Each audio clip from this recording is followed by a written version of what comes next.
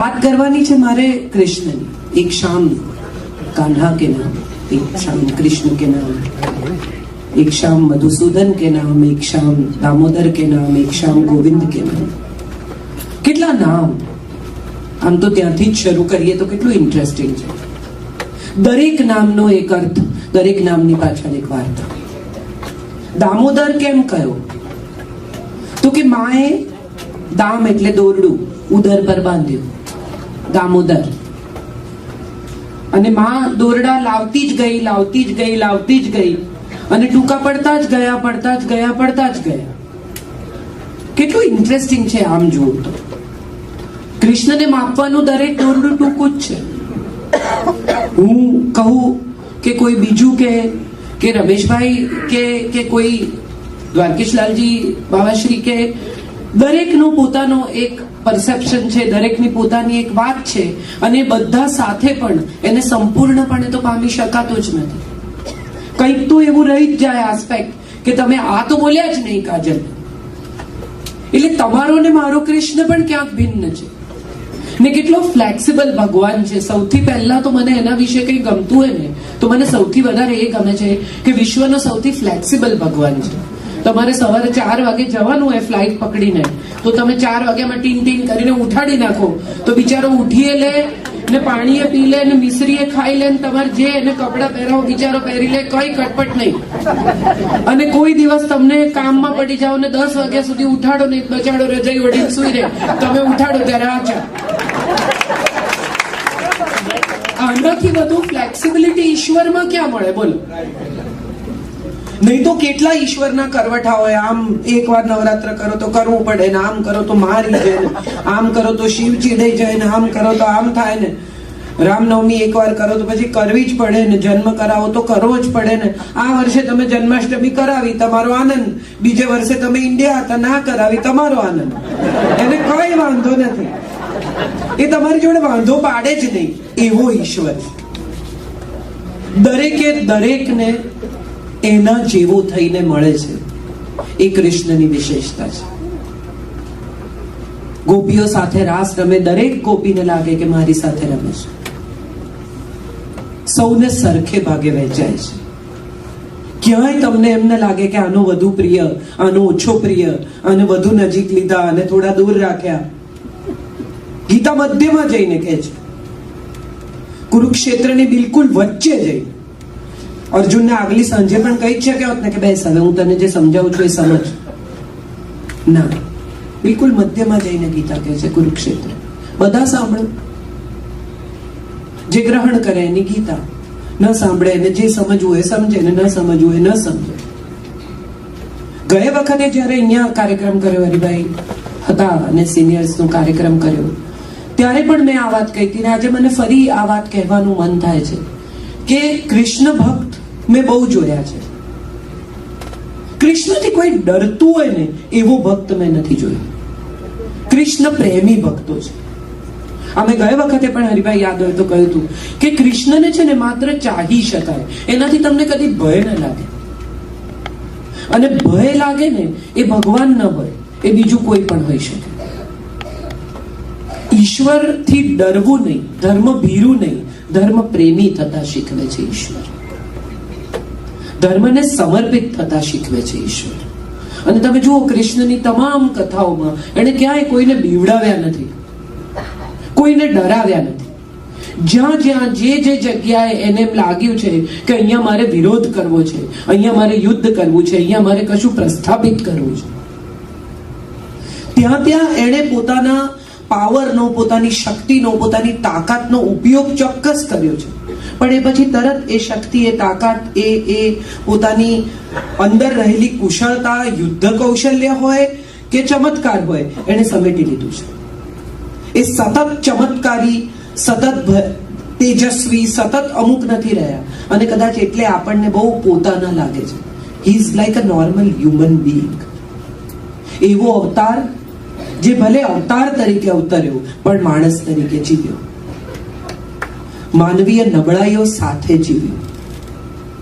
હમણાં અમારો કાર્યક્રમ હતો, ક્યાંક તો હતો, તો મને કોઈકે કહ્યું કે તમે જ્યારે જ્યારે કૃષ્ણ બોલો ને ત્યારે શ્રી કૃષ્ણ બોલવાનું. મેં કીધું નહીં બોલવું. સતત અશરફભાઈને મધુબેન એમની સાથે વાત કરે તો એમ કે શ્રી અશરફ. અહીંથી હું એમને સંબોધિત કરું તો કહું કે શ્રી અશરફભાઈ ડબ્બાવાલા. દરેક વખતે શ્રી અશરફ કહીને બોલાવે. આ તો મારો પોતાનો છે, એને ઘડી ઘડી શું શ્રી શ્રી કરવાનું. એને નહીં ગમે કદાચ હું એને વારે વારે શ્રી શ્રી કહીશ. મારા પપ્પા ગુસ્સે થાય ને ત્યારે મને તમે કહીને બોલાવતા કે જરા તમે અહીંયા આવજો, મારે તમારી સાથે વાત કરવી. એટલે સમજવાનું કે આ ખતરાની ઘંટી છે, હવે કઈ થવાનું છે. there is something happening. તો આ તો એવો છે કે જેને તું બહુ સહજતાથી કહી શકાય ને તું જ કહેવું પડે એટલો હૃદયની નીકળ છે. મને હંમેશા કૃષ્ણ વિશેની કથાઓ, વાર્તાઓ, ચમત્કારો આકર્ષે છે. પણ મને સૌથી વધારે જો કોઈ કૃષ્ણ વિશે બાબત આકર્ષતી હોય ને તો એ છે એની પોલિટિકલ સ્કોલર હોવાની તાકાત. He is one of the best politicians I have ever seen in history, in Puran, in whatever you want to go and check back.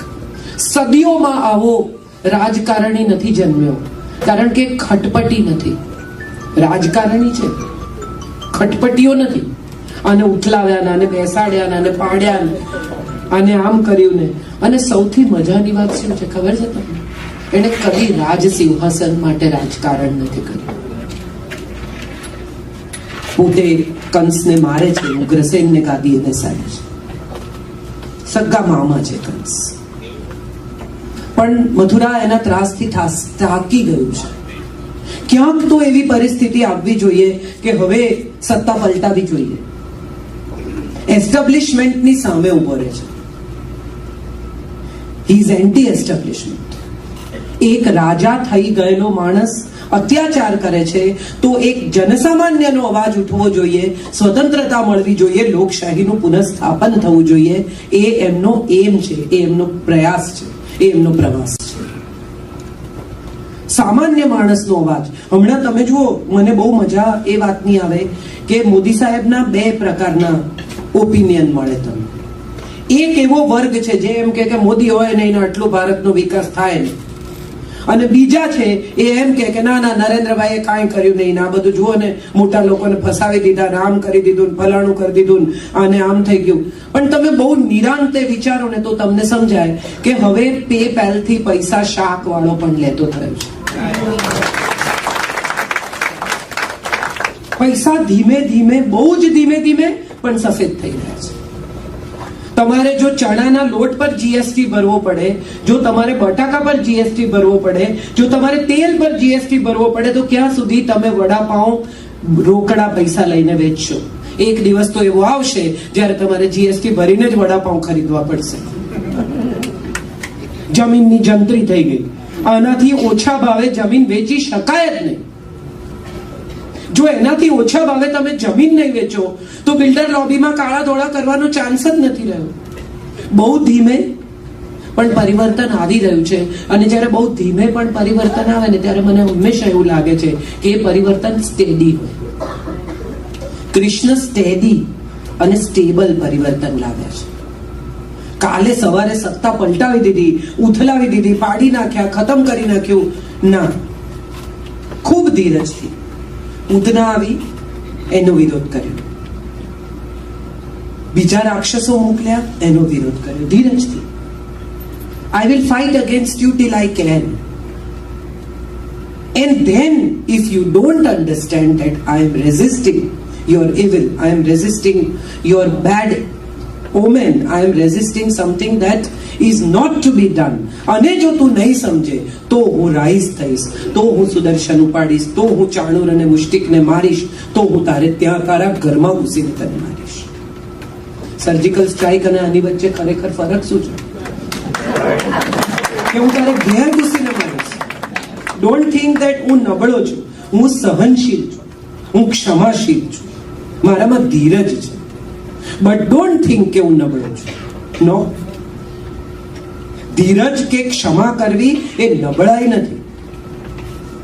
તમને કોઈ ગોળી મારે અને તમે હે રામ કહી શકો ને હરામખોરને બદલે.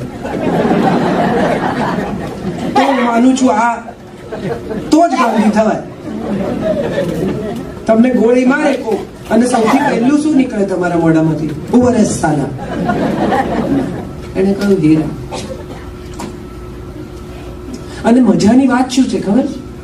2 મોહન જન્મ્યા આપણા દેશમાં. પહેલો મોહન જે સૌરાષ્ટ્રના દરિયા કિનારે જન્મ્યો અને યમુનાના કિનારે મૃત્યુ પામ્યો, અને બીજો મોહન જે યમુનાના કિનારે જન્મ્યો અને સૌરાષ્ટ્રના દરિયા કિનારે એને દેહ ત્યાગ કર્યો. If you see that they have traveled across each other. એમનો પ્રવાસ આમથી આમ ને આમથી આમ રહ્યો છે. બંને કહ્યું કે અહિંસા ત્યાં સુધી જ્યાં સુધી અહિંસાનું પાલન થઈ શકે. બંને કહ્યું સુરાજ્ય જોઈએ, બંને કહ્યું સ્વરાજ્ય જોઈએ. બંને લાકડી રાખતા હતા, એક ગાય ચરાવવા ને એક ચાલવા. વિચારી જુઓ તો સમજાય. જુદા જુદા યુગમાં જન્મેલા 2 મોહન, બંને વિચાર્યું શું? અખંડ ભારતની કલ્પના. એકે અખંડ આર્યાવર્તનો વિચાર કર્યો, એકે અખંડ ભારતનો વિચાર કર્યો.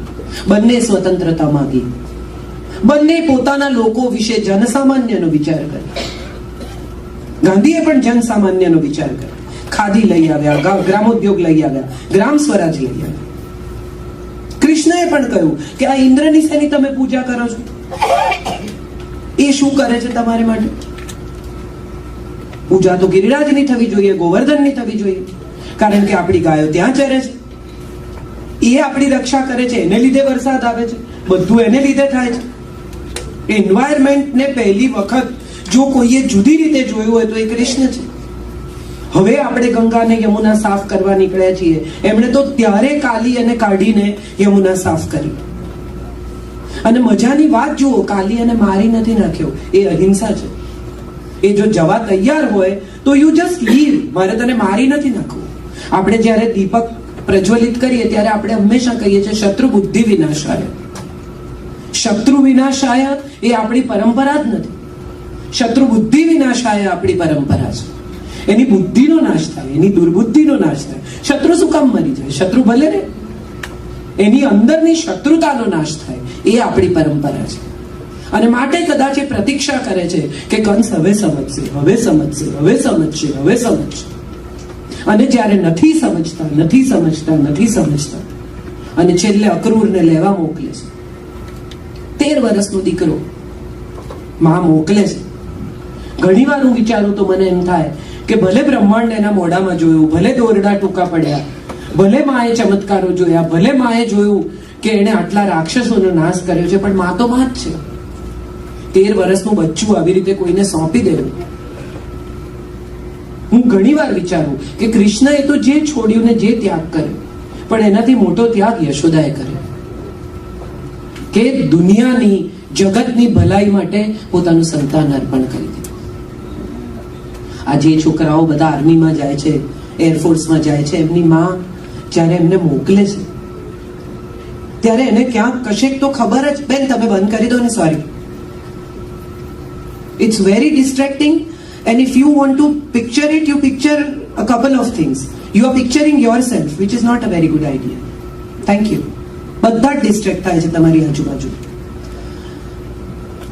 સો ધ આઈડિયા ઇઝ કે એક માં જ્યારે પોતાના બાળકને મોકલે છે આર્મીમાં, એરફોર્સમાં, બીજે ક્યાંક, ત્યારે એને ખબર જ છે કે આ પાછો આવશે કે નહીં આવે એની મને ખબર નથી, અને છતાં દેશને અર્પણ કરે છે. યશોદા પણ પોતાના સંતાનને દેશને અર્પણ કરે છે. હવે એકવાર નીકળ્યો પછી ખબર નથી પાછો ફરશે કે નહીં ફરે. અને એક માં જ્યારે પોતાનું સંતાન એક દેશ માટે સમર્પિત કરે ને, ત્યારે મને એવું લાગે કે એનું બાળક એના નામથી ઓળખાય, યશોદાનંદન. આપણે કહીએ છીએ યશોદાનંદન, યશોદાનો દીકરો. નંદ બાબાનો દીકરો તો પછી. શિવાજીને આજે આપણે બધા યાદ કરીએ તો જીજા માતાના રેફરન્સથી યાદ કરીએ. અને તમે વિચાર કરો, ગુજરાત ને મહારાષ્ટ્ર એક જ દિવસે છૂટા પડ્યા, જોડિયા ભાઈઓ છે. તો બગસરામાં બેઠેલા મેઘાણી જીજાબાઈનું હલરડું લખે મહારાષ્ટ્રના શિવાજીનું, એ કયું કોમ્બિનેશન છે? ક્યાંક કશેક આપણી પાસે કૃષ્ણ છે તો એમની પાસે સાંઈ બાબા છે, આપણી પાસે જયશંકર સુંદરી છે તો એમની પાસે બાલગંધર્વ છે. કેવા આ પેરેલલ રન થતી કેવી સંસ્કૃતિ છે કે બે સ્ટેટ ભલે છૂટા પડ્યા પણ બંને સ્ટેટની સંસ્કૃતિ સિમિલર ચાલે છે. અને વિદર્ભની રાજકુમારીને કૃષ્ણ પરણે છે દ્વારિકામાં રહી. ગુજરાતનો રાજકુમાર વિદર્ભની રાજકુમારી સાથે લગ્ન કરે છે. બહુ સુંદર ભાગવતનો પ્રસંગ છે. 6 શ્લોક લખીને મોકલે છે સદેવ નામના બ્રાહ્મણ સાથે. કૃષ્ણના કઝિન શિશુપાલ સાથે એના વિવાહ થયા છે. એન્ગેજમેન્ટ થઈ ચૂક્યા છે. 5 ભાઈઓની એક બહેન છે રૂકમિણી, ભીષ્મકની દીકરી છે.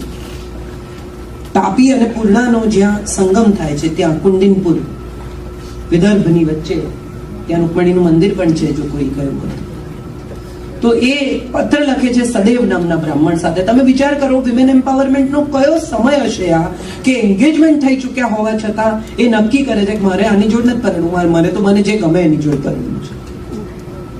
અને પત્ર લઈને જાય છે બ્રાહ્મણ.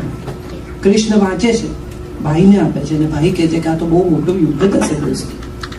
કઝિન જોડે વિવાહ થયા છે અને ત્યારે ન્યાય શું છે? કહી શકાય કે હા ભાઈ યાર છોડો ને આ બધા ઝઘડી કરવી, એનું એ જાણે ને એની જિંદગી જાણે, મેં એને ક્યાં જોઈ છે, આ ગળે પડે છે. કારણ કે એ તો પત્રમાં લખે છે કે હું તો તમને વરી ચૂકી છું અને તમે નહીં આવો તો આત્મહત્યા કરીશ. આજે તમે લખી જુઓ કોકને હું આપઘાત કરીશ. 911 ડાયલ કરે કે બેન મને આવી ધમકી આપે. કૃષ્ણ પોતાના ભાઈ સાથે વિમર્શ કરે છે, ચર્ચા કરે છે અને નક્કી કરે છે કે એક સ્ત્રીને અધિકાર છે પોતાનું જીવન કોની સાથે જીવવું એમ. અને જો કોઈ સ્ત્રી એમ કે હું તને વરી ચૂકી છું તો એ મારી રિસ્પોન્સિબિલિટી છે, મારી જવાબદારી છે. એને લેવા જાય છે અને રૂકમણીએ એને કહ્યું છે કે તું મને ગૌરી મંદિરની બહારથી પિકઅપ કરજે, કારણ કે જો તું સ્વયંવરના મંડપમાં આવીશ તો મહાયુદ્ધ થશે. ત્યાં બીજા રાજાઓ છે જેની સામે મહાલડાઈ થવાની છે. ને ગૌરી મંદિરે દર્શન કરવા આવેલી રૂકમણીનું હરણ કરે છે કૃષ્ણ. એને લઈને જાય છે, રાજાઓ પાછળ પડે છે, યુદ્ધ થાય છે. અને તમે જુઓ કેટલી સુંદર વાત છે. એ ભાગવતનું જે વર્ણન છે, 19-20 વર્ષની તો હશે ને છોકરી, એને એક હાથે રથ ચલાવતા કૃષ્ણ એક જ હાથે રથમાં લઈને છે. બલિષ્ઠ ભુજા જુએ છે. બહુ સુંદર વર્ણન. એટલે આનાથી રોમેન્ટિક વર્ણન હું નથી માનતી સંજય લીલા ભણસાલી પણ કરી શકે. એની બલિષ્ઠ ભુજા જુએ છે અને એ એવું મનોમન પોતાની જાતને કહે છે કે મેં જે ભુજામાં વિશ્વાસ કર્યો છે એ ખોટો નથી. I am okay, he will take care of me. 19-20 વર્ષની છોકરીને આમ એક હાથે ઉપર લઈ લેવી ચાલુ રથમાં, it's not an easy thing. અને એ મનોમન એની પીઠ જુએ છે અને એવું કહે છે કે આ સિંહ જેવી કટી, આ પથ્થર જેવા આના શીલા જેવા ખભા, આ સરસ પાછળ નમતા વાળ અને જે રીતે રથ ચલાવે છે એનું જે વર્ણન છે ભાગવતનું, તમે વાંચો તો તમને સમજાય કે આના પ્રેમમાં જ પડાય, આમાં બીજું કંઈ થાય જ નહીં, ઓપ્શન જ નથી. આને શ્રી કૃષ્ણ કહી શકાય જ નહીં, આને કૃષ્ણ જ કહેવો પડે, કારણ કે આઈ એમ ઇન લવ વિથ યુ. સો રૂકમણી સાથે લગ્ન કરે છે, માધવપુર લાવે છે એને, સૌરાષ્ટ્રના દરિયા કિનારે, દ્વારિકાની પહેલા, જ્યાં હજી પણ લગ્ન થાય છે એમના દર માધવપુરના મહાવત્રી તેરસ કે ક્યારે માધવપુરનો મેળો ગુજરાત સરકાર ત્યાં કરે છે અને દર વર્ષે ત્યાં આ લગ્નની વિધિ થાય. આ પ્રેમ, આ લાગણી, એક પછી એક રાણીઓ સાથેના લગ્ન. જામવંતીની કથા પણ બહુ રસપ્રદ છે. સત્રાજીતને મણી મળે છે, સ્યમંતક સૂર્ય એને મણી આપે છે અને સત્રાજીત પોતાની જાતને બહુ પાવરફુલ માને છે. C the interesting part of the story is કે દરેક વખતે જ્યારે એને વિરોધ નોંધાવ્યો છે ને ત્યારે પાવરફુલ થઈ ગયેલા ખોટા માણસની સામે વિરોધ નોંધાવ્યો છે. ભીષ્મક હોય કે રૂકિમ હોય, સત્રાજીત હોય કે કંસ હોય, દરેક વખતે when the power was wrongly utilized, Krishna has raised and said કે ના, આ ખોટું. પોતાનો પાવર એને કદી ખોટી રીતે વાપર્યો નથી. જો સુદર્શન ચલાવીને એ શિશુપાલની હત્યા કરી શકતા હોય તો મહાભારતની ક્યાં જરૂરત જ હતી? સુદર્શન ફેરવ્યું હોત તો ખટખટ લોકોના માથા લઈ લીધા હોત, પણ એમ કરતા નથી. મજાની વાત અથવા રસપ્રદ કથા એ છે કે અર્જુનને કહે છે કે હું તારો સારથી થઈશ, બાણ તો તારે જ ચલાવવું પડશે. એમ નહીં માનતો કે તારે બદલે હું લડીશ. સો કૃષ્ણની જ્યારે જ્યારે પૂજા કરીએ, પ્રાર્થના કરીએ, વિનંતી કરીએ, એના ચરણમાં નમીએ, એના પર આધારિત રહીએ, ત્યારે આ બહુ યાદ રાખવા જેવી વાત છે. એ તમારે બદલે નહીં કરે કઈ. મેં તો બધું એને સોંપ્યું છે ને એ કરશે, કેમ નવરો છે? એક તમે જ છો એને માટે. હવે બાકી એને બીજું કઈ કામ જ નથી. શ્રદ્ધા અદ્ભુત ચીજ છે, પણ અંધશ્રદ્ધાનો કૃષ્ણએ વિરોધ કર્યો છે. મારામાં વિશ્વાસ રાખ, હું હારવા નહીં દઉં, હું મરવા નહીં દઉં, પણ at the same time Gandiva તો તારે જ ઉપાડવું પડશે. પગ ધ્રુજે, ગળું સુકાય, હોઠ સુકાય ના, તો પછી હું ગીતા સંભળાવીશ. ઉત્તિષ્ઠ પરંતપ જાગ્રત વરાન પ્રાપ્ય નિબોધિત. તને જે મળી ચૂક્યું છે તે મેળવવાનો પ્રયાસ કર. It is all destined and design. નિશ્ચિત જ છે બધું. આમાં કઈ કશું બદલાવાનું નથી. તું નહીં મારે તો કોક મારશે. આ મરવાના તો છે જ. અને તમે મજા જુઓ કે ન્યાય જે કૌરવો માટે છે એ જ યાદવો માટે છે. મારા અને તારા જુદા નથી. ધૃતરાષ્ટ્ર પૂછે છે સંજયને ગીતાની શરૂઆતમાં, ધર્મક્ષેત્રે કુરુક્ષેત્રે સમવેતા યુયુત્સવ મામકાહ પાંડવાશ્ચૈવ. મારા અને પાંડવો, કૌરવા પાંડવાશ્ચૈવ નથી કહેતા, મારા અને પાંડવો શું કરે છે તે તું મને કહે. કિમ કુર્વત સંજય. એટલે મારા અલગ, આ મારા, પેલા પાંડવ. કૃષ્ણ માટે બે જુદા નથી. જેણે જેણે પાવરનો દુરુપયોગ કર્યો, જે જ્યાં ખોટા થયા, એ ભલે મારા પોતાના હોય. I will stand, I will rise, I will oppose, and I will demolish. That's what I like about. બે જુદા ત્રાજવા નથી. આજના નેતાઓને જોઈએ, પેલા આશીષ મિશ્રા લોકોને કચડી નાખ્યા તો કે કઈ નથી કર્યું. વિડીયો ફરે કે એને આટલા લોકોને મારી નાખ્યા તો કે એને કઈ નથી કર્યું. બિચારો.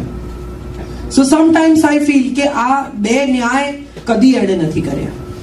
એક રાજકારણી તરીકે, પોલિટિશિયન તરીકે, સ્ટેટ્સમેન તરીકે, ડિસિઝન મેકર તરીકે, પાવરફુલ હ્યુમન તરીકે, તમે એને જે રીતે જુઓ એ રીતે એને ક્યારેય બે ન્યાય નથી કર્યા. એક જ ન્યાય છે સૌ માટે, એક જ ત્રાજવું છે સૌ માટે, એક જ નિર્ણય છે સૌ માટે, અને એક જ વર્ડિક્ટ છે સૌ માટે. એ યાદવ હોય તો પણ અને કૌરવ હોય તો. ગીતા મધ્યમાં જઈને કહે છે. બહુ ઇન્ટરેસ્ટિંગ એટલા માટે છે કદાચ કે ગીતા કૃષ્ણના મોઢે મૂકવામાં આવી. શક્ય છે એને આવી કોઈ ગીતા કઈ જ ના હોય. શક્ય છે એને 4, 5, 10, 15, 20 શ્લોક કયા હોય અર્જુનને કે ભાઈ લડવું પડશે, ઉભો થા. 700 શ્લોક છે, એમાં ક્યાંય એને હિન્દુ શબ્દનો પ્રયોગ નથી કર્યો. It is a book of life management. Rise, fight against odds, believe in you, stand upright, look at life in positive way. છોડી દે, પણ ડરીને કે ગભરાઈને તને મળ્યા પછી છોડ. તમે વિચાર કરો, 4 ફૂટનો માણસ હોય અને 7 ફૂટના માણસને કે જા જા તને માફ કર્યું. એક આમ જોરથી દબાવે તો અંદર જતો, પણ 7 ફૂટનો માણસ હોય એને ખબર હોય કે આને હું એક હાથે ઉપાડી લઈશ, અને એ જ્યારે એમ કહે ને કે હું તને માફ કરું છું, ત્યારે એને અહિંસા કે ક્ષમા કહેવાય. knowing that I can do it and then not knowing it, not doing it is a power. Controlling power is a power. હું કરી શકું છું એવું જાણવા છતાં ન કરવું ને, એ મારા હિસાબે પાવર છે. પાવર તમે કોઈકને દબાવી દો, ડરાવી દો, પાડી નાખો, હરાવી દો, એ પાવર નથી. તમે કરી શકો એમ છો અને છતાંય તમે નથી કરતા કારણ કે સ્વયં પર સંયમ છે, એ પાવર છે. આપણે બહુ બધા લોકોને જોઈએ ઘરમાં, તમે પણ જોયા છે, મેં પણ જોયા છે, મગજ જાય ત્યારે એમને ખબર જ ના હોય કે શું બોલે છે. બધાના ઘરમાં થાય, મારા ઘરમાં થતું હશે. બીજું ફરે ત્યારે તમે એ 5 વર્ષ જૂના કે આપણે ખબર છે ને ઇન્ડિયા ગયા હતા ને ગોવા ગયા હતા, ત્યારે પછી તમે આવું કર્યું હતું, તમે તેવું કર્યું હતું, ફલાણા વખતે આમ થયું હતું, મારે તો તમારી કોઈ જરૂરત જ નથી, મારા મા બાપે ભૂલ કરીને તમને મારી જોડે પરણાવ્યા. ક્યાં ક્યાં ફરી આવે, અડધી જિંદગી રીકેપ કરે. એક 75 વર્ષના માજી મને મળ્યા હતા, એ મને કહેતા હતા કે મારા પપ્પા તો નગર શેઠ હતા, એટલા માંગા આવતા હતા બોલો, કોણાની જોડે. એક માજી રસ્તો ક્રોસ કરતા તો આજુબાજુ ગાડીઓ આવે ને જાય, માજી એમની આરામથી સ્પીડમાં, કઈ કોઈ આજુબાજુ જોયા વગર એને પોલીસ સીટીઓ મારે ને પાછળ દોડે ને ઇવેન્ચ્યુઅલી પેલા તો સામે પહોંચી ગયા એટલે એને એમ પકડ્યા માજીને અને કે સંભળાતું નથી હું ક્યારનો સીટી મારું છું. કે સીટી સાંભળવાની ઉંમર ગઈ બેટા.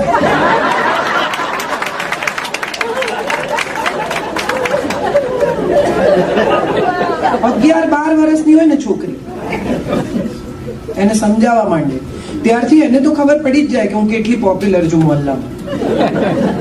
હું નીકળું ત્યારે મને કોણ કોણ જોવા બારી આવે છે, કેટલા લોકો ગેલેરીમાં નીકળે છે, કેટલા લોકો કારણ વગર સાયકલ લઈને દહીં લેવા જાય છે. અચાનક મમ્મીનું કામ સૂઝવા માંડે, લા મમ્મી કઈ લાવવાનું છે. મમ્મીને એમ થાય કે ગઈકાલે તો મેં કહ્યું ત્યારે તો કહેતો તો નથી જવું, હવે કે જવું છે. સૌથી મજા મને જ્યારે હું કૃષ્ણ વિશે વિચારું ને ત્યારે એ આવે કે એણે કશું પણ ક્યાંય પણ કોઈથી પણ છુપાવી નથી શક્યું. If he loved, he loved. પત્નીને કોઈ દિવસ એમ નથી કહ્યું કે ના રાધા જેવું કઈ હતું જ નહીં ભાઈ, આ તો બધા કે એવું બધું કે તું તને લાગે છે બોલ, એક વાર તું મારી સામે જો, તને લાગે છે મારે કોઈ પહેલા અફેર હોય. જે મૂક્યું એને પ્રામાણિકતાથી મૂક્યું અને છતાં હૃદયમાં એને ચિરકાળ સુધી સ્થાયી રાખ્યું. આ શીખવાનું છે. ઘણા લોકો સ્કૂલમાં કોલેજમાં બધાને ક્રશ હોય, મને તો પેલા ખરે ટેબલ ઉપર હાથ દોરે, પેલા વર્તુળથી કરતી, પછી એમાંથી હૃદય પસાર, તીર પસાર થાય, પછી કે ને પી ને કે ને વી ને, અને કેટલાક તો 6-7 હાથ દોરી નાખે કે પછી કે કામ લાગ્યું. કે કોમન ABCD VPX Z, જે 4-5 લખી નાખો, જે ચાલે કામનું. આમાંથી જે લાગશે રાખીશું, બાકીના મમ કરીને કાઢી નાખીશું, કઈ વાંધો નહીં. વર્ષો પછી જાય સ્કૂલે જૂની તો આમ ટચ કરી જોઈએ કે I had something to do with this. પછી સ્કૂલનું રિયુનિયન થાય. હમણાં આ બધા કોરોનામાં રિયુનિયન બહુ થયા, બહુ લોકોએ રિયુનિયન કર્યા જાત ભાતના, અને પછી એ રિયુનિયન હોય એમાં આમ દિલ ધડકે હો રીતસર, પેલા આવશે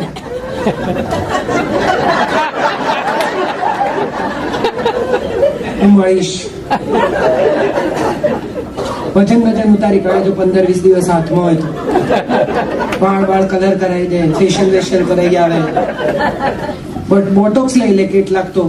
આજે હું મધુબેનને પૂછતી હતી કે બોટોક્સ થી થાય શું, મારે સમજવું છે. રસ તો દરેક સ્ત્રીને હોય ને કે સમજો તો ખરા કે આ બોટોક્સ શું છે, ભલે લઈએ ના લઈએ પછીની વાત છે. તો બોટોક્સ કરાવી દે આમ તેમ, જરા કે કઈ તો એને જૂનું અનુસંધાન મળી રહે. અને સાહેબ પહોંચે ને ત્યારે ખ્યાલ આવે કે આ જે વાળ ઉડતા હતા ને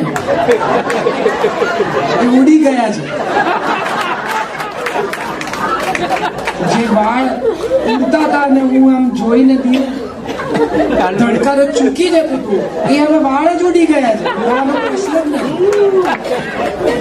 જેની ફૂટબોલની ગેમ જોવા માટે હું ક્લાસ છોડતી હતી, એનું હવે પેટ ફૂટબોલ જેવું. અને સામે આવીને ઉભા રહે ને કે ઓળખ્યો, અને ત્યારે એવું એમ થાય કે યાર મારા સ્પાઉસ ખરેખર સારા છે. 20 વર્ષ સુધી જેને પંપાળીને આમ કે આની જોડે ક્યાં પરણાવી, આની જોડે ક્યાં પરણાવી, ઘેર જતા આમ હાથમાં હાથ ભરાઈ દો કે આઈ લવ યુ, અને એને એમ થઈ જાય કે એકદમ શું થયું.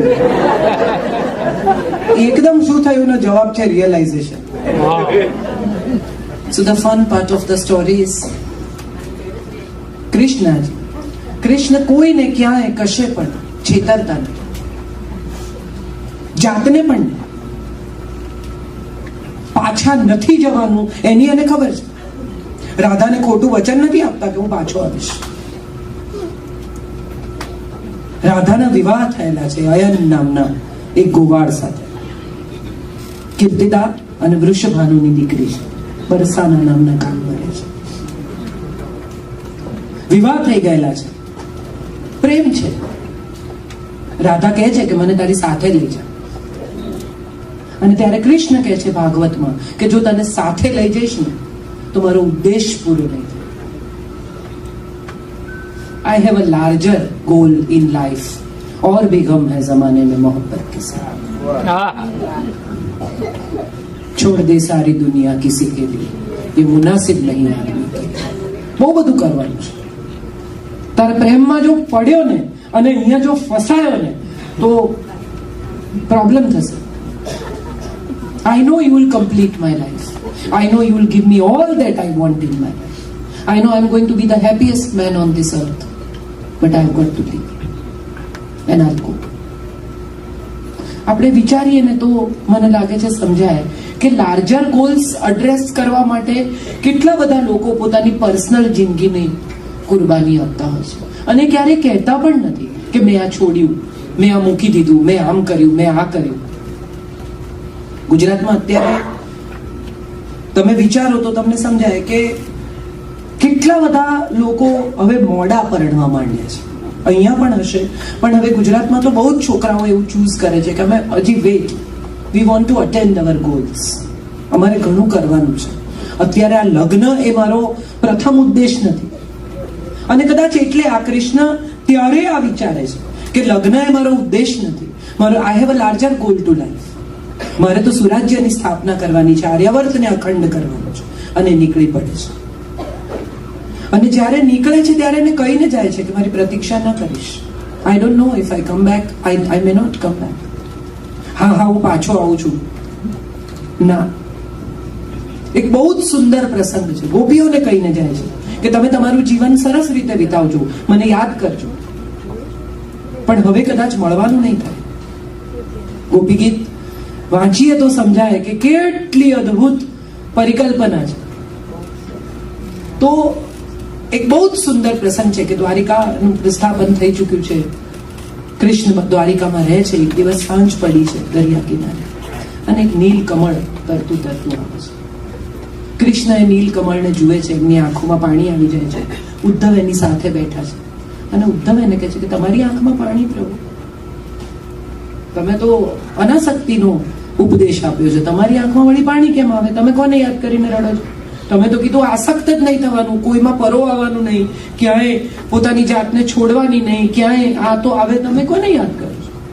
અને ત્યારે કૃષ્ણ પ્રત્યુત્તર આપે છે કે હું એ ગોપીઓને યાદ કરીને રડું છું જે મને યાદ કરીને રડે છે. એ લોકો જો ન રડે તો હું નહીં રડું. ઉદ્ધવ નક્કી કરે છે કે ના યાર આ બધું નહીં ચાલે. એ નક્કી કરે છે હું ગોકુળ જઈશ. ગોકુળ જાય છે, ગોપીઓને મળે છે. દૂરથી રથ આવતો જુએ છે ગોપીઓ, અને એમ થાય છે રથ તો કોણ લઈને આવે ગોકુળમાં? કાનો જશે. પહોંચે છે ત્યાં, કાનો નથી, કોઈ બીજું છે. ગોપીઓ ટોળે વળે છે, બધી પૂછે છે કેમ છે, ક્યાં છે, શું કરે છે. ઉદ્ધવ સૌને જ્ઞાન આપે છે. તમે બધું આ શું, હવે તો ગયો, એ તો લાર્જર ગોલ માટે ગયો છે, એ તો જુદો છે, એ તો આમ છે, એ તો તેમ છે. તમે બધા એમનો મોહ મૂકી દો. કૃષ્ણ કોણ છે તમને ખબર છે? એ તો ક્યાં મહાભારતનું યુદ્ધ એને કર્યું, આ કર્યું, પેલું કર્યું, બધી વાર્તા કરે છે. એમાંની એક ગોપી પ્રત્યુત્તર આપે છે કે તમે કયા કૃષ્ણની વાત કરો છો? અચ્છા, પેલું દ્વારકામાં રાજા છે, પેલો જેને મહાભારતમાં ગીતા કહીએ, વી ડોન્ટ નો. અમે એને નથી ઓળખતા. અમારો કૃષ્ણ તો આ રહ્યો, જો કદમ પર તને દેખાય છે, ડાળી પર બેઠો છે, આ યમુનામાં પગ બોળીને બેઠો, આ વાંસળી વગાડે, સંભળાય છે? અને ત્યારે ઉદ્ધવ કહે છે કે મને તો નથી સાંભળતું. તો કે કરેક્ટ, તે સાંભળવા માટે ગોપી બનવું પડે.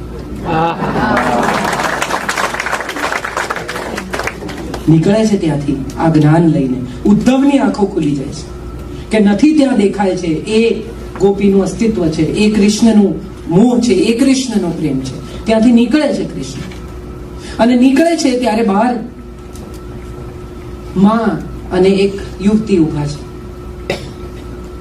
ઉદ્ધવ નીચે ઉતરે છે. યશોદાને તો તરત ઓળખી જાય છે, પ્રણામ કરે છે. યશોદા થોડું માખણ આપે છે, કાટલું લઈ જશે, પાર્સલ. હું અમેરિકા આવતી હોઉં તો મને બહુ લોકો બહુ આવે, મેળવણ મંગાવે, મેળવણ લાવજે, ચાનો મસાલો આ લોકો અહીંયા ત્યાં જેવો નથી વેચતા, ખાખરા અહીંયા તાજા નથી હોતા, શેર બજારનું ચવાણું લાવજે, ભોગીલાલ મૂળચંદ નો મોહનથાળ લાવજે, અને બધું લઈ આવું છું. કેમ ખબર? તમે અહીંયા મને ઇન્ડિયા ફીલ કરાવો છો, તો મારે પણ મારું નાનકડું ઇન્ડિયા તમારા માટે લાવવું જોઈએ. જે મંગાવે, હું કોઈને ના નથી પડતી. I always bring as much as you want and what ever you want. એકવાર એવું થાય તો અહીંયા આવીને વોલમાર્ટ માંથી 4 ટી-શર્ટ લઈ લેવાના, પણ એ જે મંગાવે તો લાવવાનું. આપણો સામાન ભલે ઓછો થઈ જાય, પણ પાર્સલ જ અચૂક લાવવાનું. હા હા, મને કહેજો, લાવીશ. તો this is what I M trying to say, કે વાત એ છે કે માં નાનકડું પાર્સલ આપે છે કે આ માખણ છે એને બહુ ભાવતું, લઈ જઈશ? કે હા ચોક્કસ લઈ જશે. ઉદ્ધવ લઈ જશે. રાધા એક પોટલી આપે છે, પ્લીઝ. કે હા હા કઈ નહીં, લઈ જાય છે. દ્વારિકા પહોંચે છે. રાણીઓને ખબર પડે છે કે રાધાને ત્યાંથી પાર્સલ કંઈક તો હશે. એના પર મેં એક કવિતા લખી છે જેમાં રાણી કહે છે કે પહેલા હૈયું ને પછી કિલ્લો ખોલાવશે, પટરાણી તારું આસન ડોલાવશે. ધીરેથી માધવને ગોકુળ બોલાવશે. પછી તો ફોન પર ચાલુ થાય ને કે તમે નીકળો ને. સો આ ભય છે પટરાણીઓને, અને કહે છે ખોલો, શું મોકલ્યું છે અને મારે જોવું છે. કોઈ પણ પ્રકારના ભય વિના, જેને કશું છુપાવવાનું જ નથી. ન્યાસ્તિ શસ્ત્ર અયુધ્યમાન, મારે કોઈ સાથે યુદ્ધ જ નથી કરવાનું. બખ્તર વગર જે માણસ કુરુક્ષેત્રના યુદ્ધમાં ખુલ્લી છાતીએ રથ ચલાવી શકે એને કોનાથી શું છુપાવવાનું? મારા પિતા દિગંત ઓઝા એવું કહેતા કે જે કરતા ના ડરીએ ને કહેતા નહીં ડરવાનું. કરતી વખતે ડરવાનું, કાં તો યુ ડિસાઈડ કે ભાઈ તમને કરતી વખતે જ બીક લાગે, અને જો કરતા ના ડર્યા તો હવે કહેતા નહીં ડરવાનું, હવે સ્વીકારી લેવાનું કામ મેં કર્યું, જાઓ. કન્ફેશન ની વાત માત્ર ક્રિશ્ચિયાનિટીમાં નથી, જેસલ તોરલમાં પણ છે. આપણા ધર્મમાં, આપણી લોકકથાઓમાં પણ કન્ફેશન છે. પાપ તારું પ્રકાશ જાડેજા, ધર્મ તારો સંભાળ. તારી બેડલીને બુડવા નહીં દઉં, પણ બોલ કે તે શું કર્યું છે. આ માત્ર ક્રિશ્ચિયાનિટીનું કન્ફેશન નથી, આપણા ધર્મએ પણ કન્ફેશન ઉપર લાઈન મૂકી છે કે બોલ શું કર્યું, કન્ફેસ કર, છોડી દેશે ઈશ્વર. તો કૃષ્ણ ખોલે છે અંદરથી માટી અને થોડુંક યમુનાનું પાણી છે, નાનકડી લોટી. કૃષ્ણની આંખોમાં પાણી આવી ગયા છે, કાગળ બાગળ કશું છે નહીં, એને કોઈ મેસેજ નથી મોકલ્યો. કૃષ્ણ છાતીએ લગાડે છે યમુનાની માટી, ગોકુળની, અને યમુનાનું પાણી. એની આંખોમાંથી આંસુની ધારા વહે છે. રાણીઓ જુએ છે અને કૃષ્ણને કહે છે કે આમાં શું એને મોકલ્યું? તો કે એને સ્મૃતિ મોકલી છે. કોઈ એક માણસને તમે સ્મૃતિ મોકલો ને, એનાથી વધારે તમે કશું મોકલી શકો છો. Sending memory is the only thing that is eternal, and that is the only thing which is going to remain with you eternally. शाश्वत શું રહેશે? હું नहीं हूं, कल और आएंगे नगमों की खिलती कलियां चुनने वाले, मुझसे बेहतर कहने वाले तुमसे बेहतर सुनने वाले. क्यों कोई मुझको याद करे, मसरूफ जमाना मेरे लिए क्यों वक्त अपना बर्बाद करे. પણ કોઈ એવું હશે આટલા લોકોમાંથી કે યાર અમે કાજલને સાંભળેલી, એ સ્મૃતિ છે. આજે પણ તમે રાજેશ ખન્નાને પડદા પર જુઓ ને તો એ તો ગયા, પેન્ક્રિયાસનું કેન્સર થયું, હી ઇઝ નો મોર, પણ ક્યાંક કશેક હૃદયમાં થાય યાર જોરદાર દેખાય છે. હજી આજે પણ એક વખત એમ થઈ જાય કે ક્યાં બાત,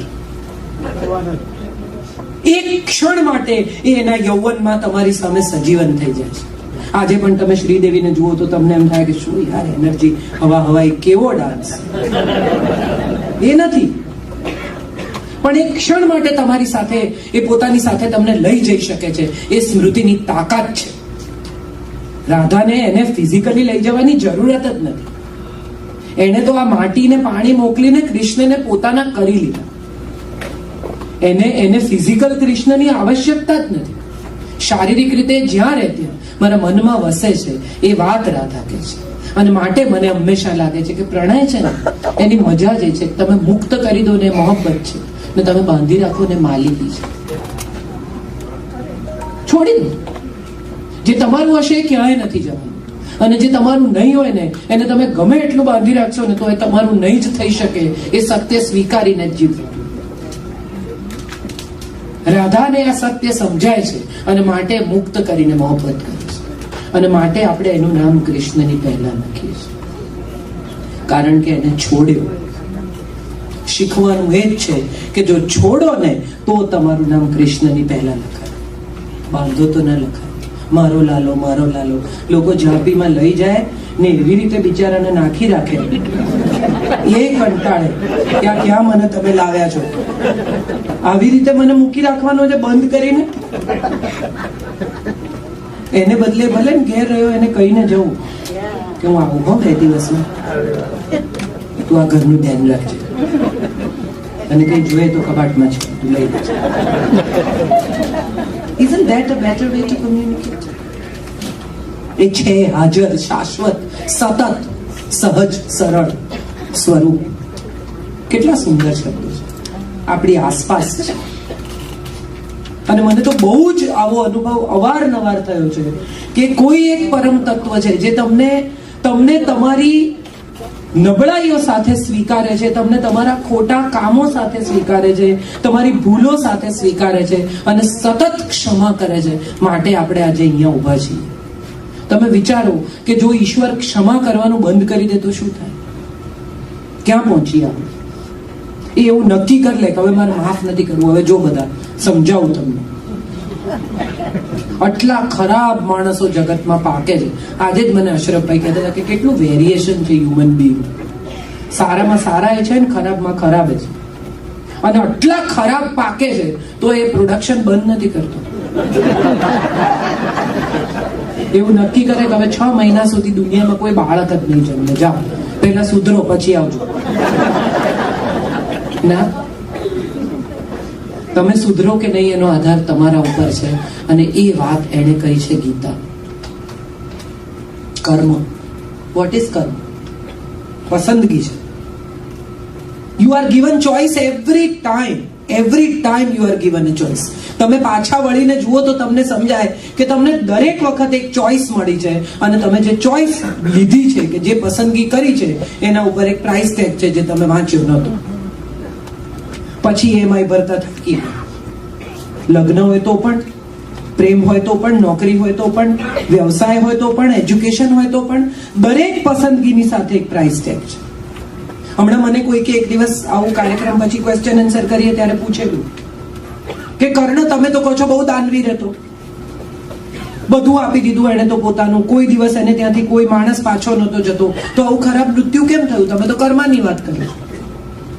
એક સેકન્ડ માટે હું પણ બેફલ થઈ ગઈ કે વાત તો સાચી, આ સવાલનો જવાબ મળવો જોઈએ.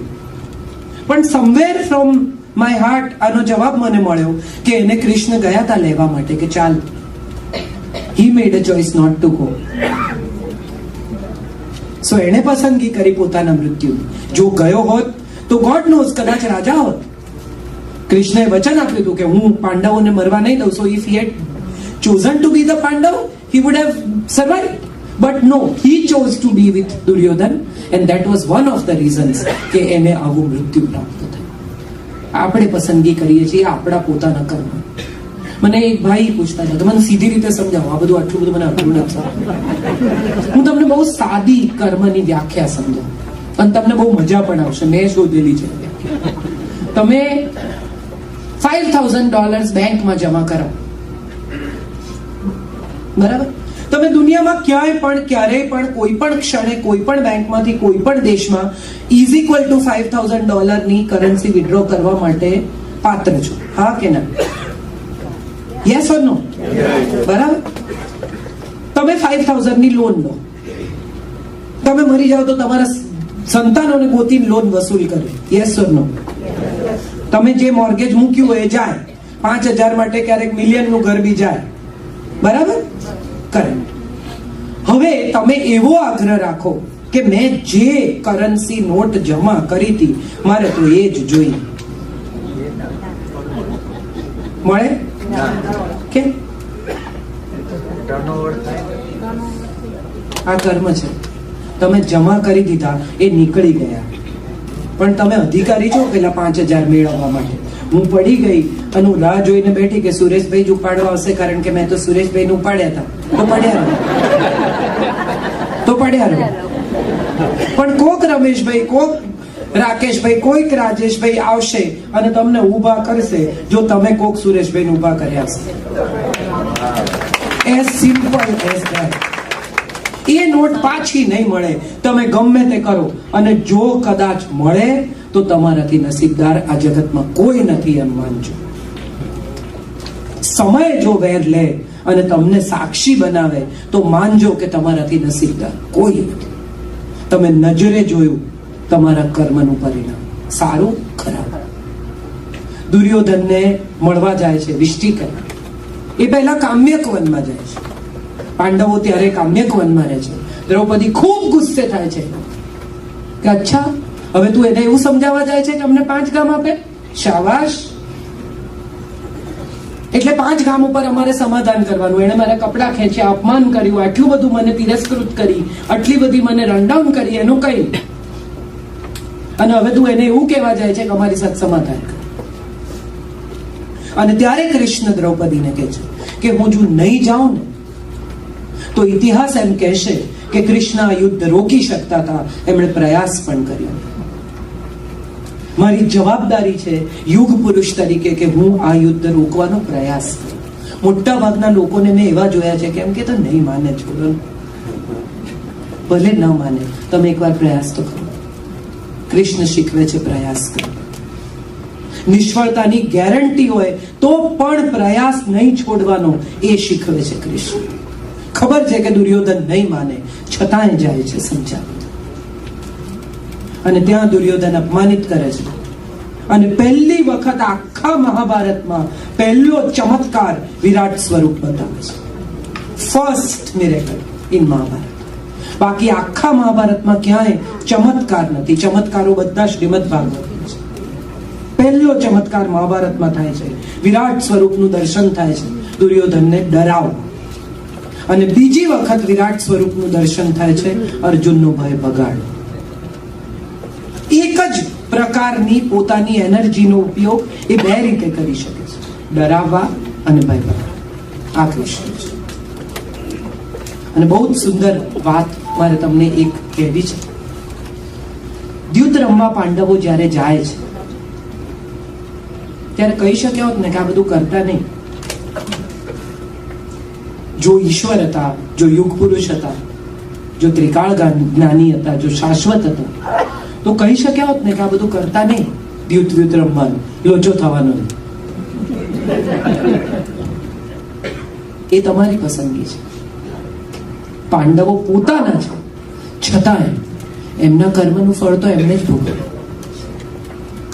મહાભારતની આગલી રાત્રે શિબિરમાં સૌ બેઠા છે અને કૃષ્ણ કહે છે કે આવતીકાલે સવારે આપણે ધર્મયુદ્ધમાં જવાના છે. આ કન્ફેસ પહેલા ક્લિન્ઝિંગ કરો, સાફ થાઓ, મન ચોખ્ખું કરો. અને બધા એક પછી એક પોતાની વાત કહે છે. યુધિષ્ઠિર કહે છે કે દ્યુત મારી નબળાઈ છે, હું ન રમ્યો હોત તો કદાચ આપણે અહીંયા ન પહોંચ્યા હોત. ભીમ કહે છે કે હું બહુ જ સ્નેહ કરું છું દ્રૌપદીને, અને જો મને મળી હોત તો મેં કોઈ સાથે વહેંચી ના હોત, મારા ભાઈઓ સાથે લડી ગયો હોત. અર્જુન કહે છે કે મને નથી ખબર શું કામ, પણ મને એવું લાગે છે કે આ યુદ્ધ સાથે હું સંમત નથી. મારા ભાઈઓને મારીને, મારા જ પરિવારને મારીને રાજ્ય લઈને હું કોના પર રાજ્ય કરીશ? નકુલ કહે છે કે મારા તો ભાઈઓ જે કરે મારે કરવાનું. સહદેવ કહે છે કે હું કંઈ પણ બોલીશ તો એ ભવિષ્યવાણી કહેવાશે, હું કંઈક બોલવા નથી માંગતો. પછી દ્રૌપદીને પૂછે છે કે તમારો વારો. અને ત્યારે દ્રૌપદી કહે છે કે મારે ક્યાં યુદ્ધ કરવા જવાનું છે, મારે શું કરવા કન્ફેશન કરવાનું, હું શું કરવા બોલું? અને ત્યારે કૃષ્ણ કહે છે કે આ યુદ્ધના મૂળમાં તમે છો, તમે કહો. આ તમારી પ્રતિજ્ઞા છે જે સૌને અહીંયા લઈ આવી છે. અને ત્યારે દ્રૌપદી કૃષ્ણને કહે છે કે જો હું બોલીશ, જો હું મારી નબળાઈ સ્વીકારીશ, તો યુદ્ધ આવતીકાલે નહીં, અહીંયા જ થશે. આઈ લવ યુ. મેં આ કૃષ્ણાયનમાં પ્રસંગ મૂક્યો છે કે જો હું કહીશ તો અહીંયા જ યુદ્ધ થશે. એક દોસ્તની પરિકલ્પના. તમે કોઈ દિવસ આવું વિચાર્યું કે આજથી 5000 વર્ષ પહેલા એક સ્ત્રી પુરુષની મૈત્રીની પરિકલ્પના છે?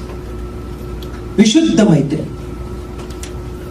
ક્યાંય કશે કોઈ પણ પ્રકાર, ઘણા લોકો કે એક સ્ત્રીને એક પુરુષ કદી મિત્ર હોઈ શકે જ નહીં, એમાં કઈ કે તો લોચો હોય ના. અત્યંત વિશુદ્ધ મૈત્રી હોઈ શકે છે. અને એનો દાખલો કૃષ્ણએ પૂરો પાડ્યો છે. સખી કે છે, આમ તો ભાભી થાય, ભાભી નથી કઈ કોઈ દિવસ, સખી કહી છે. અને જ્યારે 5 પુત્રો શિબિરમાં બળી જાય છે, અશ્વત્થામાં આગ ચાંપે છે અને દ્રૌપદીના 5 પુત્રો ત્યાં મૃત્યુ પામે છે, ત્યારે દ્રૌપદી ખૂબ ગુસ્સામાં છે અને કૃષ્ણને જેમ તેમ બોલે છે, ખૂબ એને અસહ્ય ગાળ દે છે.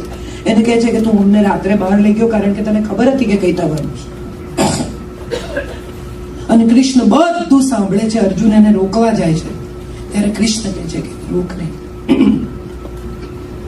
અત્યારે જે બોલી રહી છે ને મારી મિત્ર નથી, એ તારી પત્ની નથી, આ એક માં છે.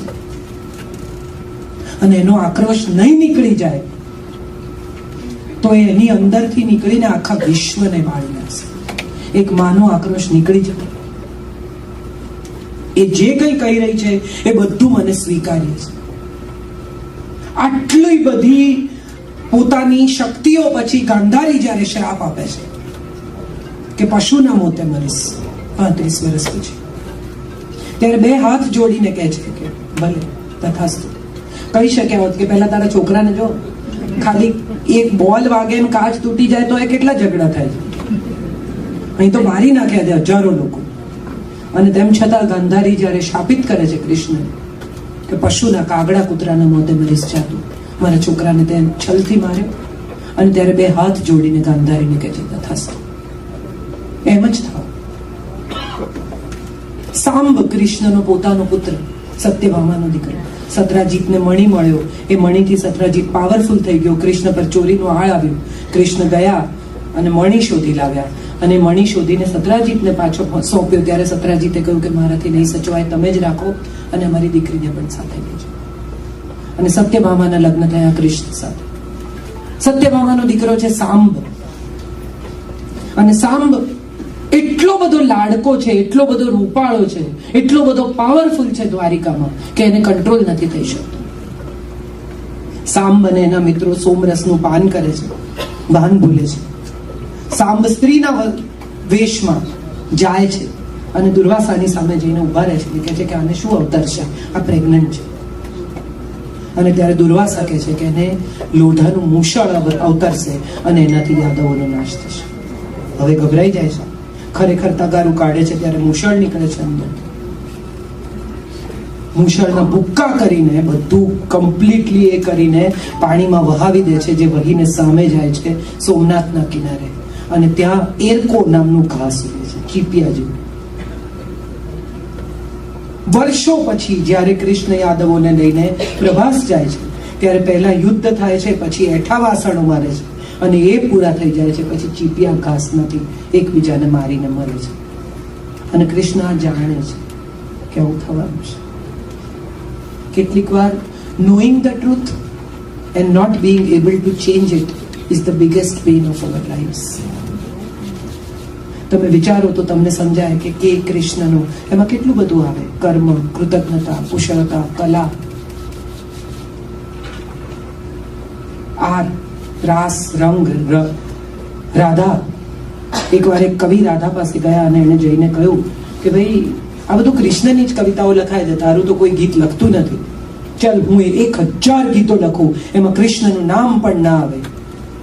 અને ત્યારે રાધાએ કહ્યું કે તમે રાધા લખો ને એમાંય 2 કાના આવે. કાનાને કેમ કાઢું મારામાંથી? ભાગવતનો પ્રસંગ છે. કૃષ્ણ ઉપર ચડ્યા છે, છાપરેથી ખસેડે છે નળિયા, અને હવે વૃષભાનુના ઘરમાં ઉતરવાની તૈયારીમાં છે. નાનકડી 16-17 વર્ષની છોકરી આવે છે, જુએ છે, તું ચડ્યો છે ઉપર, અને એને કે ઉતાર નીચે, મારા ઘરમાં ક્યાંથી ઘૂસે તું? અને ત્યારે ઉપરથી કહે છે કૃષ્ણ કે ઉપરથી નીચે ઉતરે ને તો તારા, તું તો રાધા છે ને, આવ નીચેથી ઉપર. બહુ સુંદર કથાઓ છે આપણી પાસે કૃષ્ણ. મને જે સમજાયો છે કૃષ્ણ, મને જે ગમ્યો છે કૃષ્ણ, એનું માનવીય સ્વરૂપ બહુ ગમ્યું છે. As a human I have always loved it. એનામાં કરુણ, એક વિચિત્ર પ્રકારની કરુણા છે, ક્ષમાશીલતા છે, છોડી દેવાની વૃત્તિ છે. અનાસક્તિ માત્ર કહેવા માટે નથી, પોતે પહેલા છોડ્યું છે અને પછી બીજાને કહ્યું છે કે છોડ્યું. સો આઈ ઓલવેઝ ફીલ દેટ એનું એ માનવીય સ્વરૂપ છે, એની સાથે હું બહુ અટેચ છું. મને હંમેશા દ્વારિકાના કૃષ્ણ બહુ ગમે, કારણ કે એ પોલિટિકલી સ્કોલર છે. એવો રાજા છે કે જે રાજા રાજગાદીએ કદી નથી બેઠો, પણ એને આખી દુનિયાનું રાજ ચલાવ્યું છે. કિંગ મેકર, કિંગ હોવું જરૂરી નથી, કિંગ મેકર હોવું જરૂરી છે. To control is more important than to get controlled by someone else. ઘણું કહી શકાય, ઘણી વાત થઈ શકે, પણ એક છેલ્લો પ્રસંગ કહીને મારી વાત પૂરી કરી. કૃષ્ણ સૂતા છે, મહાભારતના યુદ્ધની પહેલાની સાંજ છે. દુર્યોધન અને અર્જુન બંને મળવા જાય છે, બંને મદદ માંગવા ગયા છે.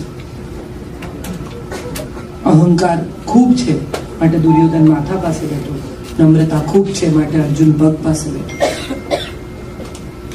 જાગ્યા પહેલા અર્જુનને જોયું, ખબર છે બંને મદદ માંગવા આવે છે.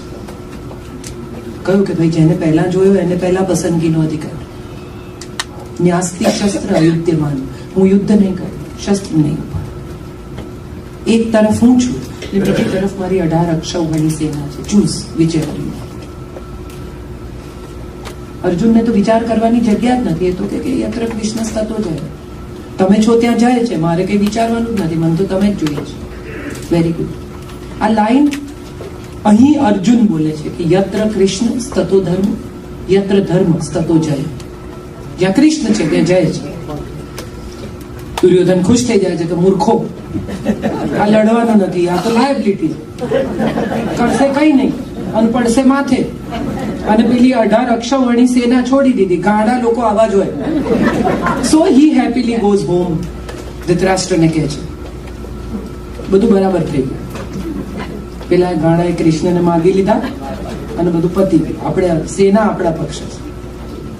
અને ત્યારે ધૃતરાષ્ટ્રની અંધ આંખોમાંથી પાણી વહે છે અને ધૃતરાષ્ટ્ર એને કહે છે યત્ર કૃષ્ણ સ્થતો જય. એક તરફ અર્જુન કહે છે, બીજી તરફ ધૃતરાષ્ટ્ર કહે છે.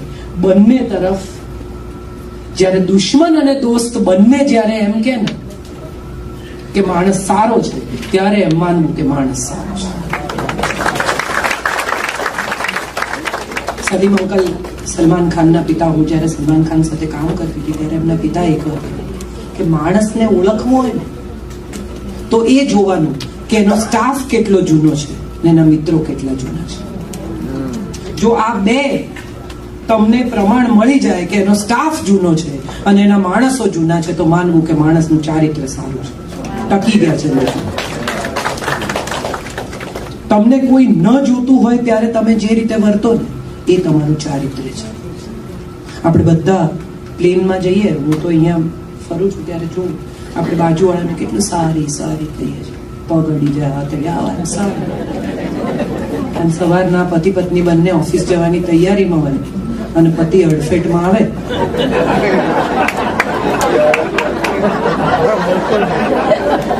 ખબર છે, આખા ખસો વચ્ચે વચ્ચે. મજાની વાત શું છે? મજાની વાત એ છે કે જેની સાથે આપણે જીવનભર રહેવાનું છે એની સાથે આપણે સૌથી ખરાબ રીતે વર્તીએ છીએ, અને જેને આપણે ફરી મળવાનું નથી એની સાથે આપણે સારામાં સારી ઇમ્પ્રેશન પાડવાની ટ્રાય કરીએ. એ શું વિચાર? અરે એ જે વિચારે એ તમે શું કામ વિચાર વિચારો છો? જેની સાથે આખી જિંદગી વિતાવવાની છે, your best behaviour should come there, not to the unknown person who is not going to meet you again. પણ આપણું બેસ્ટ બિહેવિયર ક્યાં આવે છે? અજાણ્યા માણસની સાથે. ઘરની ઉત્તમ ક્રોકરી ક્યારે નીકળે છે? બહારથી કોઈ આવવાનું નથી. આપણે તો ચાલે, પેલાને જોવાનું છે. That's the fun of it. કૃષ્ણની મજા એ છે કે સુદર્શન ત્યારે કાઢે છે જ્યારે શિશુપાળ 99 ગાળો દે છે. પત્નીને રોજ બીવડાવતા નથી કે કાઢો કાઢો, ત્યાં તો વાસળી વગાડે છે, ત્યાં પ્રણય છે. અહીં પ્રણય છે, અહીંયા મારે ક્યાં યુદ્ધ કૌશલ્ય બતાવવાનું છે? અહીંયા તો પ્રણય કૌશલ્ય બતાવવાનું છે. અહીંયા તો 8 રાણીઓને કમ્પ્લીટલી સેટિસ્ફાઈડ રાખવાની છે. કેટલા બધા લોકો કે જે 16,000 રાણીઓ હતી ને બહાર બહુ બધા લોકોને જાત ભાતની આ વિશે લોકવાયકાઓ છે. સત્ય એ છે કે નરકાસુરને ત્યાં ફસાયેલી 16,100 સ્ત્રીઓને એમણે છોડાવી. અને વિમેન એમ્પાવરમેન્ટનો સૌથી મોટો દાખલો એ છે કે એમણે એમ કહ્યું કે તમે અપવિત્ર નથી, તમે કોઈ પણ રીતે અભડાયેલી નથી, તમે કોઈ પણ રીતે તરછોડાયેલી નથી, ક્યાંય પણ જઈને રહેજો ને કોઈ પૂછે તો કહેજો કે કૃષ્ણની પત્ની છે. આમ 16,108. He gave that power to rehabilitate these women in this society. That is what he was. એક સ્ત્રીને સન્માન ક્યાં આપી શકાય કે મારી પત્ની છે? તમે કેવી રીતે કહો કે ભાઈ she is my wife? That is where she is. એ સમયની સોસાયટીમાં એનું એક્સેપ્ટન્સ થાય, એ સમયની સોસાયટીમાં એ રિહેબિલિટેટ થાય, એ સમયની સોસાયટીમાં નરકાસુરને ત્યાંથી આવેલી અપવિત્ર સ્ત્રી તરીકે ન જોવાય. માટે આ કહ્યું. વાંસળી કેટલી અદભુત ચીજ, એને છોડી દીધી ગોકુળ, પછી શંખ લીધો. પણ વાંસળીની મજા શું છે? કેટલું સાદું વાદ્ય છે. આપણા, તમે એવું કોઈ દિવસ માર્ક કર્યું છે કે આપણા તમામ દેવો પાસે વાદ્યો છે? આ ભારતીય સંસ્કૃતિની અદ્ભુત પરંપરા છે કે આપણા તમામ દેવો મ્યુઝિક સાથે જોડાયેલા છે. એક પણ દેવ એવો નથી કે જેની પાસે એનું ઇન્સ્ટ્રુમેન્ટ નથી. They all are connected to music. આ તમામ, અને છતાંય કૃષ્ણ એક જ એવો દેવ છે કે જે આનંદમાં નૃત્ય કરે છે. એવો અવતાર છે કે જે ડાન્સિંગ ગોડ છે, જે સ્માઇલિંગ ગોડ છે. એમણે કહ્યું સેન્સ ઓફ હ્યુમરનું મહત્વ. કૃષ્ણના જીવનમાં સેન્સ ઓફ હ્યુમર જ સેન્સ ઓફ હ્યુમર. ગોપીઓના વસ્ત્રો હરી લે છે અને ગોપીઓને કહે છે કે પ્રગટ થાઓ.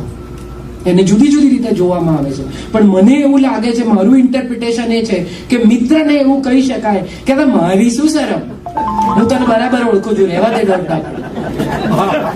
આજે મારી બેનપણી અહીંયા રહે છે, આ બધું હું બોલું છું, બધું કરું, નથી આવી,